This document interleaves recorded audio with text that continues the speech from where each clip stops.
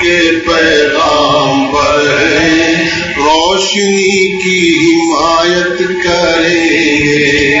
ہم اجالوں کے پیغامبر ہیں، روشنی کی حمایت کریں گے.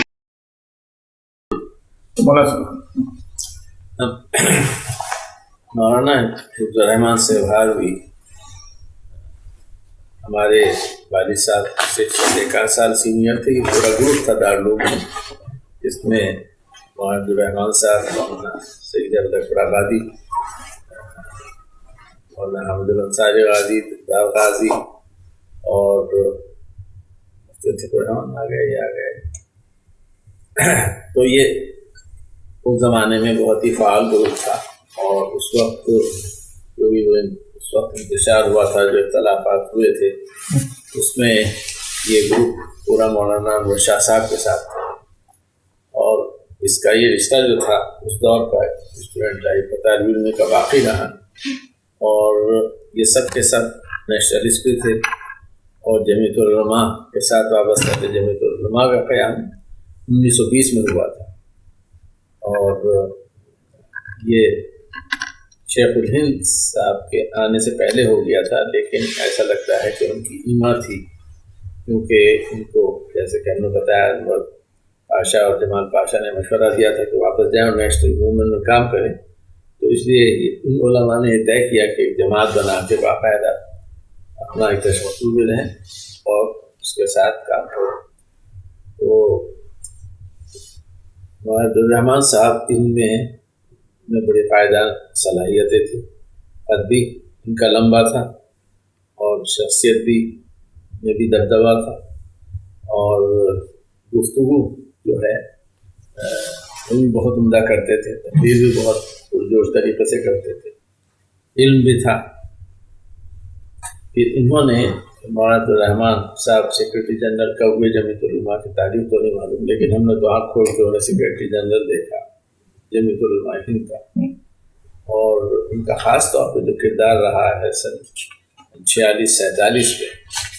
اور ایک واقعہ جو پہلے بیان کر چکا ہوں کہ پنڈت جواہر لال نہرو بھی جب آئے تو پنڈت جی نے کہا کہ آپ پرانے قلعے میں چلے جائیں، ہم آپ کی حفاظت نہیں کر سکیں گے. تو اس وقت جو انہوں نے اسٹینڈ لیا وہ بڑا تاریخی اسٹینڈ تھا. اس نے دلی میں بلکہ ہندوستان میں مسلمان کے مستقبل کو محفوظ کیا.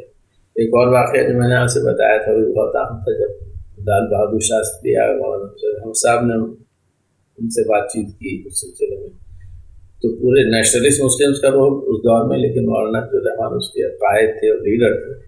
اور اس وقت جو مار دھاڑ ہو رہی تھی، قتل ہو رہا تھا، قارت رہی تھی، اس میں بھی یہ اور ان کے رفقاء کار، اس میں بہت سے ہندو بھی جو ہے انوالو تھے. گاندھی جی کے بہت سے چیلے، مردورہ سارا بائی تھیں اور مشہور والا ایک نام تھا وہ تھے.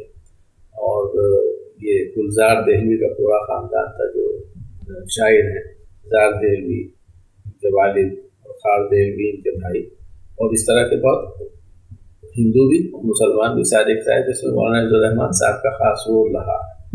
اور اس کے بعد بھی ہم نے دیکھا، مثلا یہ بات 59 کی ہے، میں علی گڑھ سے دلی آ گیا تھا اور علی گڑھ میں میرا ایک رول ایسا رہا تھا مثبت کہ ہم نے کوئی فساد نہیں ہونے دیا، نہ اسٹرائک ہونے دی. لیکن میں یہاں آیا تو کوئی نہ کوئی واقعہ ہوا اور اس واقعے میں کچھ افواہیں پھیلی اور قتل و غارت گری شروع ہو گیا. اور میرٹھ میں بہت سخت فساد ہو رہا تھا. میرٹھ سے مولانا کے پاس فون آ رہے تھے.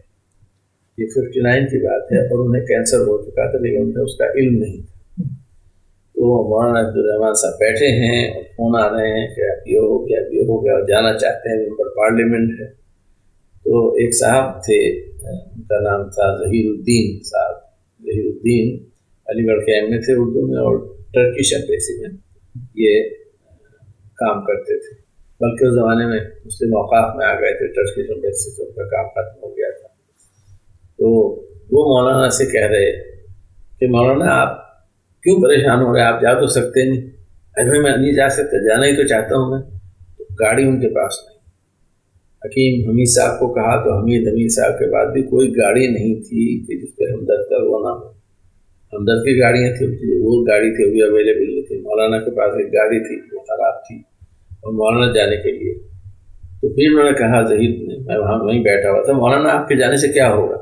ارے بھائی کیا ہوگا، کم سے کم مسلمانوں کو یہ تو ہوگا کہ کوئی شخص تو ہے ان کے لیے کھڑا ہونے والا، انہیں کچھ تو اعتماد پیدا ہو، کوئی تو ڈھارس بنے جی. اور آپ کو اگر کسی نے مار دیا پھر ٹھیک ہے، اگر اللہ تعالیٰ نے اسی طرح لکھا ہے. یہ کہتے جاتے تو مولانا جھنجلا رہے تھے.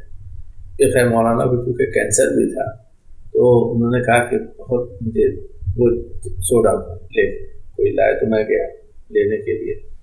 پہلے تو میں وہاں ایک مسلمان کی دکان پہ گیا جو تھی وہاں پر، اور ان سے کہا سوڈے کی بوتل دے دو، برف دے دو مولانا کے لیے.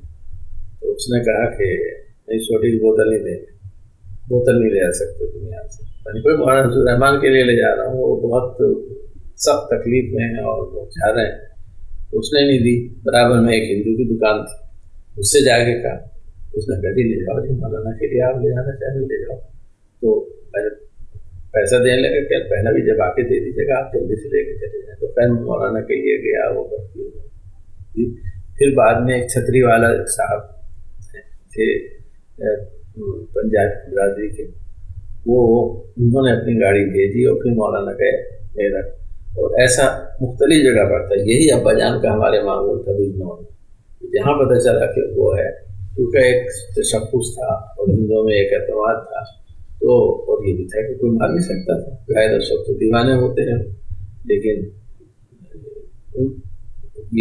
لیکن ہر کمیونٹی میں ایسے لوگ تھے کہ جو جانتے تھے، ان لوگوں کی قدر کرتے تھے اور اس سے کبھی ٹھہراؤ بھی پیدا ہو جایا کرتا تھا. تو ان لوگوں نے سن 40 میں غالباً اراؤنڈ دیٹ سن یا 38 اور 40 کے درمیان انہوں نے رضوۃ المصنفین بنایا.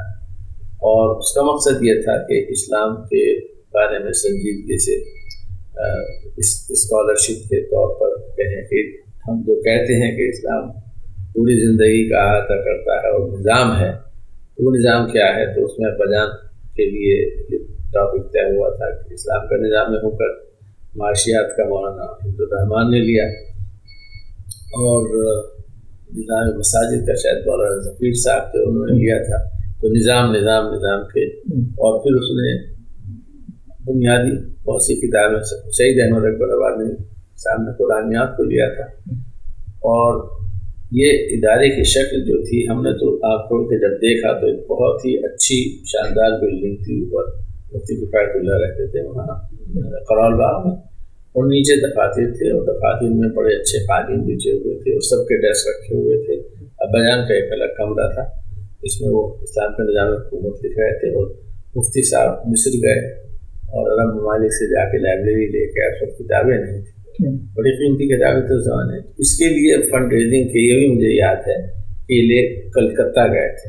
تو ایک وقت تھا یہ بنیادی طور پر رضوۃ المصنفین بھی دارالمصنفین کی طرح ذاتی ادارہ نہیں تھا مفتی صاحب کا. اگرچہ مفتی صاحب کا زیادہ اختیارات تھے، اور اس کا ایک بورڈ تھا، اس میں یہ سبھی لوگ شامل تھے. خاص طور پہ ایک قاضی زین العابدین صاحب بھی تھے، سجاد جو بجنور کے سیوالے کے تھے، جن کی کتاب ہیں جی میرٹھ کے نہیں، وہ قاضی زین العابدین سجاد، ان کو نہیں کہہ رہا ہوں. یہ قاضی یا قاضی سجاد حسین، قاضی سجاد صاحب جنہوں نے ترجمے کیے ہیں. قاضی سجاد حسین، قاضی سجاد حسین صاحب سیوالے بجنور کے تھے. ہاں، تو یہ بھی اسی گروپ میں تھے. اور ویسے شامل تو نہیں تھے، لیکن اس گروپ میں اس دور میں حکیم حمید صاحب سے تعلق تھا. جو وہ وہاں پڑھاتے تھے فتح پوری میں. یہ فتح پوری کے صدر مدرس تھے اس زمانے میں. فتح پوری کے صدر مدرس تھے. اور اس وقت الجمیات کا دفتر جو تھا اخبار کا 37 کی سے پہلے کی بات ہے، بلکہ 26 وغیرہ کے جب والد صاحب اس کے ایڈیٹر ہوئے ہیں تو وہ دلی میں تھا. وہاں تھا جامع مسجد تھے، جامع مسجد سیڑھیوں میں کھڑے ہوتے جو کونا ہے اس کونے میں وہاں دفتر تھا. اور جمعہ کی نماز کے بعد یہ لوگ سارے جمع ہوا کرتے تھے چائے پر.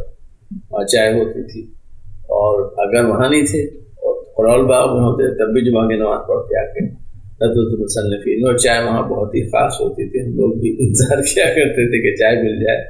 یہی اہتمام دارالعلوم اہتمام میں بھی جمعہ کے بعد محترم صاحب بیٹھتے تھے، سب چائے پیتے تھے، تو ہم سارے بچے جمع ہو کے وہیں کھیلا کرتے تھے کہ ہمیں بھی چائے ملے گی. بہرحال تو ان کی تو بہت سی یادیں ہیں، اور عبدالرحمن صاحب کی. اور چھوٹے سے چھوٹا کام بھی لوگ لے کے آتے تھے، اور بڑے سے بڑے مسئلے بھی ہوتے تھے. تو چھوٹے سے چھوٹے کی ایک مثال میں آپ کو دوں. میں وہیں دفتر جو تھا جمعیت العلماء کا، اس میں ایک کمرہ تھا جس میں مولانا کا آفس تھا، اور مولانا محمد میاں وہیں بیٹھتے تھے اس کے سائڈ میں.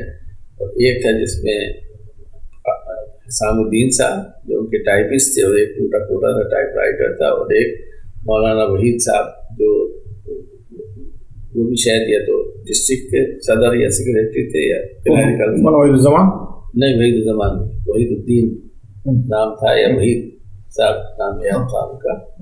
اور ایک وہ تھے احتسام قاضی، احتسام نام تھا ان کا.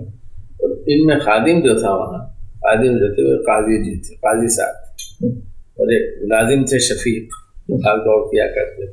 قاضی صاحب ہاسپٹیلٹی میں تھے، لوگوں کو آدھار ہے. پھر ایک کمرہ تھا، جب آپ جائیں تو لیفٹ ہینڈ پہ، اس میں آپ اگر دن میں چلے جائیں گے تو پہلے تو 15 منٹ آپ کو نظر ہی نہیں آئے گا. 15 منٹ کے بعد آپ کو سائے نظر آنے شروع ہوں گے، اتنا ڈارک تھا وہ. وہی مہمان خانہ تھا، اسی میں آ کے رہتے تھے. اس سے صحن میں بھی لوگ پڑھ رہا کرتے تھے، آتے رہتے تھے، جاتے رہتے تھے. اس میں اس کے اوپر جو ہیں وہ ایک کمرہ تھا، اس میں کبھی کی کتابیں وغیرہ ہوں گی، بند رہتا تھا وہ. پھر میں نے اس کو ایک کھول لیا تھا جب میں وہاں رہ رہا تھا، اور کھول کے میں نے اس کا چھوٹا سا حصہ صاف کر کے وہاں ایک چھوٹا سا پلنگ ڈال دیا تھا. پھر میں ایک دن آیا تو معلوم یہ ہوا کہ ہمارا سامان باہر ہے، اور جمعیت العلماء کیا الجمیت کا جو دفتر تھا سب لنچ پہ گئے ہوئے تھے، اس کی چھت گر گئی. کوئی آدمی زخمی نہیں، ان کو سب کو یہاں منتقل کر دیا. میرے سے میرا پلنگ اور گھر بھی چھن گیا. پھر میں وہاں سے کیا کہتے ہیں کہ کہیں اور جا کے رہا، اس سے بھی زیادہ تنگی کی حالت میں رہا، تو وہاں اس کا مسئلہ تھا. تو وہ ایک رات میں کوئی صاحب آئے، روتے جی میں تو لوٹ گیا، میں تو برباد ہو گیا، میرا تو یہ ہو گیا. مولوی صاحب کو اٹھا، مولوی صاحب کو اٹھا. 2 بجے تک 3 بجے ہم سب لوگ اٹھ گئے جو وہاں سو رہے تھے. ویسے بھی سونا مشکل تھا، مچھر بھی تھے، گرمی بھی ہوتی تھی. تو وہ قاضی جو صاحب جو تھے، جو ان کو بھائی کیا ہو گیا؟ اجی میں نے مسجد کے امام تھے، میں نے جو مسجد تھی اس میں میں نے 20 روپے رکھے تھے جی، میرے تو کوئی لے گیا. جب کہاں رکھے تھے جی؟ وہ مٹکے میں رکھے تھے. وہاں کیوں رکھا ہے جی؟ ویسے چوری ہو جاتے. تو وہ گیہوں کا مٹکے میں، گیہوں کے اندر انہوں نے، اب انہوں نے جا کے بتا دیا مولانا کا گھر. اور مولانا بیچارے اٹھ کے اسی حال میں آ کے بیٹھ گئے. ہم مولانا اس سے کہہ رہے ہیں ایک مٹکا کوئی رکھنے کی جگہ تھی جی، اور کہاں رکھتا؟ میرے پاس اور ہے کیا؟ وہی تو تھا. تو اب وہ کہہ رہے ہیں اب کریں کیا؟ تو خیر اس کے فنڈ سے جمعیت کا کچھ تھا، اس کی اشوئی کرنے کے لیے مولانا نے، لیکن رات کو 3 بجے اٹھ کے آئے ہیں، پھر 2 بجے. تو ایسے تعدد چیزیں ہوتی تھی. ان کو مولانا کو لوگ کہتے تھے مزاحن حیوان ناطق، بہت بولتے تھے، اجلت بہت تھی. ابھی کہیں گے وحید صاحب، وحید بھائی ان کا کاغذ دو، یہ کر دو. اور یہ کہانی کہ خود چلے جاتے بھائی کیا کر رہے ہیں، ابھی تک لے کے آیا. اچھا مولانا محمد میاں جو ہے بہت سنجیدہ اور خاموش طبیعت تھی، وہ لکھتے رہتے تھے، سارے وقت بولتے بہت کم تھے. تو انہیں لوگ حیوان کاتب کہا کرتے تھے. تو ان کا بس یہ کام تھا کہ وہ لکھتے رہتے تھے اپنا رپورٹیں، مسودات اور یہ جتنی بھی چیزیں آتی تھیں. اور کوئی اسٹاف وغیرہ ان کے پاس ایسا نہیں تھا، نہ ان کے پاس کیا کہتے ہیں کوئی اکوپمنٹ تھا، نہ سامان تھا. اور سارے مسائل سارے کے سارے ان کے اوپر آیا کرتے تھے. اور یہ بھی لوگ جو تھے ان پروفیشنل لوگ تھے، جو نہیں جانتے تھے کہ سیکریٹری کیا ہوتا ہے، کیسے ہینڈل کریں کیسے کریں. ایک ایڈ ہاک اپنا چل رہا تھا کہ قانون جات میں.